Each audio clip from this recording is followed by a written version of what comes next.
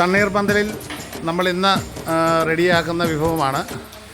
അപ്പോൾ നമ്മളത് താറാവ് മപ്പാസാണ് കേട്ടോ. താറാവ് മപ്പാസാണ് റെഡിയാക്കുന്നത്. നമ്മളിത് റെഡിയായി കഴിഞ്ഞാൽ അതിനകത്ത് നമ്മൾ തേങ്ങാപ്പാലും കൂടെ ആഡ് ചെയ്തിട്ടാണ്, തേങ്ങാപ്പാൽ ചേർത്തില്ല. സുഹൃത്തുക്കൾ ഇവിടെയുണ്ട്. അപ്പം സുഹൃത്തുക്കളും നമ്മുടെ സഹപ്രവർത്തകരും ഉണ്ട് കേട്ടോ. അതെങ്ങനെയുണ്ടെന്ന് അവരോടൊന്ന് ചോദിക്കാം. നമ്മുടെ താറാവ് മപ്പാസ് എങ്ങനെയുണ്ട്, അതിൻ്റെ ടേസ്റ്റൊക്കെ ഉണ്ട്, തണ്ണീർപന്തലിലെ രുചിക്കൂട്ടും കാര്യങ്ങളൊക്കെ എങ്ങനെയുണ്ടെന്നുള്ളത് നമുക്ക് അവരോട് ചോദിക്കാം. അപ്പം വിശേഷേട്ടാ,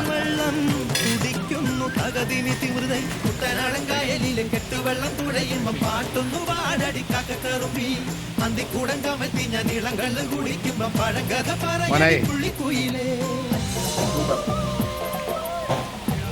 സുഹൃത്തുക്കൾ, നമ്മുടെ ബിജീഷ് ഭായിയുടെ തണ്ണീർപന്തലിലാണെന്ന് ഞങ്ങൾ വന്നിരിക്കുന്നത്. ഞങ്ങൾ ഓൾറെഡി ഫുഡ് കഴിച്ചായിരുന്നു.